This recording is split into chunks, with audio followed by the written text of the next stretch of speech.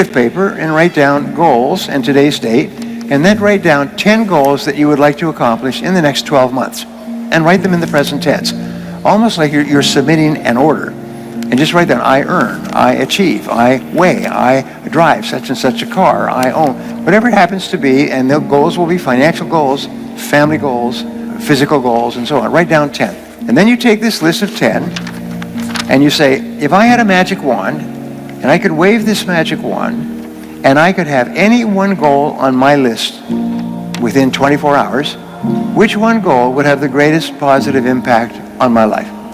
Which one goal? And go over it. And usually this will jump out at you. And put a circle around that goal. And that's a goal you transfer to a clean sheet of paper, and then you follow the 7 steps. Write it down, set a deadline, make a list of everything you have to do to accomplish it, organize the list into a checklist, take action, and then do something every day. If you'll just do this simple exercise, then you'll all be rich. I'll be rich. Nothing. People who forget what they read before they even finish the page. It's not ADHD. Nothing can stop you but yourself. I'm going to show you the recipes and the formulas that you can use. And sometimes it just takes one choice. And remember, 87% of millionaires and billionaires are self-made. They started with nothing. And nobody's smarter than you, and nobody's better than you. If somebody else can do it, especially with all the disadvantages that many people start off with, if someone else can do it, you can do it as well. That's the proof. Abraham Lincoln once said that some become wealthy is proof that all can become wealthy. So I wanted to share with you what I call the 7 C's. So the first C is the C of clarity. Clarity is my favorite word in success. It's my favorite word in business.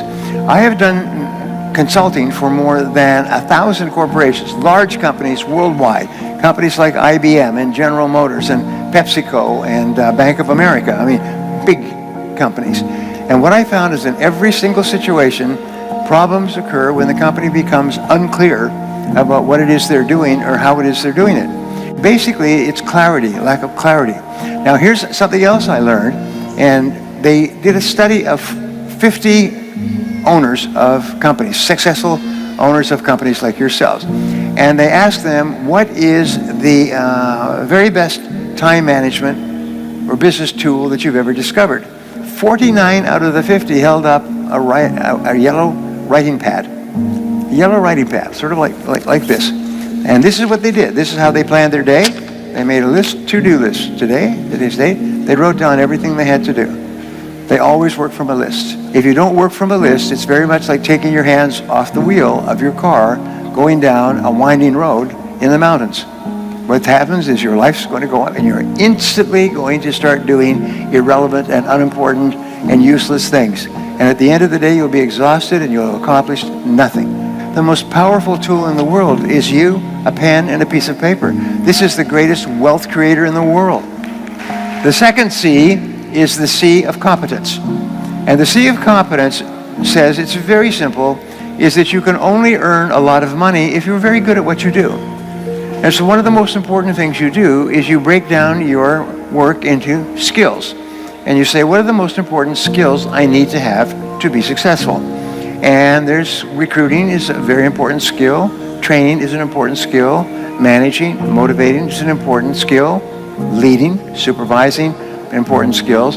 So what you do is you think, what are the skills that I will need to be in the top 10% of my field? You don't have to be in the top 1%. Just be in the top 10%, because there are no successful people who are not good at what they do. They are good at what they do, and they are good at what they do because they work at it all the time. Whether you're in sports or whether you're in music or chess or anything else. There's a wonderful study. Basically what it said was studying the most successful people is that these people spend far more hours becoming good at what they do than average people. The other people don't do it. And that everybody has natural abilities, but the ones who use those abilities transform themselves by really, really working hard at becoming good, one skill at a time. This is another thing that's really important. Don't try to be good at everything, because what happens is you just break down. You'll just overwhelm yourself, and you'll just give up. And you say, oh, I tried that before. I had an experience, which I'll pass on to you. When I was a young man, I was in my 20s, and I was in sales, and I was in cold calling sales. knocking on doors every day. And I was making 1 or 2 sales a week. I was living in a little rooming house with a bed and a floor and a little bathroom. And I was struggling. I could tell you within $1 how much money I had in my world at that time, because it was less than $1. And I worked, get up at 5 or 6 o'clock in the morning. I'd be waiting at 8 o'clock in the morning when people came to work. I would knock on doors, office doors and business doors all day long. And then in the evenings, I'd go out and knock on homes and apartments. And I would make call after call after call. I made hundreds of calls and with no sales. The first year, I made more than 20,000 calls and only made a few sales. Just enough to survive. And then one day, I asked a question, which I'm going to help you with. As I said, of all the skills, what's holding me back more than anything else? And the answer was closing the sale. Is that I couldn't get people to make a decision. So I made a decision. I still remember the time, date, place, sitting in my little rooming house when I decided I was going to learn how to become very good at closing sales. And I began to read everything I could find. I sent away for books. I did everything I could find to study the psychology and the techniques and methods of closing sales. In 1 year, my income went up 10 times. Changed my life forever. The third C is the C of concentration. And these are not necessarily in order, but in a way these are. The C of concentration is your ability to focus, which we've talked about before. It's your ability to focus single-mindedly on one thing at a time and to work on that one task until it's complete. And to discipline yourself not to do anything else or to become distracted by emails and bells and bips and noises and things like that. It's just your ability to focus like a laser beam on a single task. Start and finish your most important task. Number 4 is constraints. Between where you are today and where you want to be sometime in the future, a goal, is there is always one constraint or choke point that determines the speed at which you get from here to here. That's the constraint. So the art of life is to identify the constraints that are holding you back from achieving the goal that you want to achieve. So you say to yourself, all right, you want to achieve a particular goal.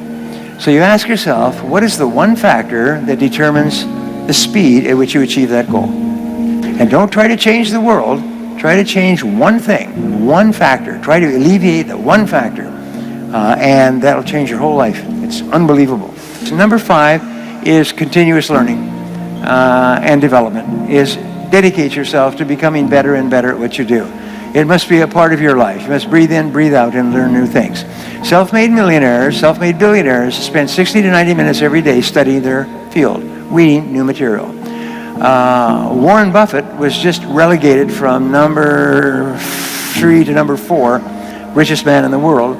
And Warren Buffett reads 500 pages a day. He reads all the time, and he's one of the richest men in the history of the world. And he and his partners all say the same thing. You've got to read. Read and learn all the time. And one idea can make you rich. So just keep flooding your mind with new ideas. Number 6 is commitment. There's no success without commitment, without you putting your whole heart into what you're doing and putting your whole heart into what you're doing for a long time. But if you do, there is no limit on what you can accomplish. As you get up in the morning and you make a decision that, by gum, I am going to succeed in this business no matter how long it takes, no matter how many hours a day. And number 7 is courage. And courage, Winston Churchill said, courage is rightly considered the foremost of the virtues, for upon it all others depend. And in courage, what you have is 2 parts. The first part of courage is the courage to begin, to launch, to take a chance, to face failure and rejection, to try something with a very great possibility that you will fail and you'll feel embarrassed and upset and your self-esteem will go down and so on. But the second part of courage is persistence. It's the power to keep going and keep pushing yourself and driving yourself. A woman that I was going out with before I was married, she asked me, Brian, she said, what is your best quality? And I thought about that, and I said, I think my best quality is that I never give up. And I found that that's true, is I never give up. And my children never give up. It's not in our vocabulary. We never think, we'll try something different, we'll try something new, we'll take the losses and so on, but we'll never give up. So how do you develop this unshakable quality of persistence, which will guarantee your success in life? Nothing can stop you if you don't quit. If you don't quit, then the only alternative is you must succeed, and eventually you must succeed greatly.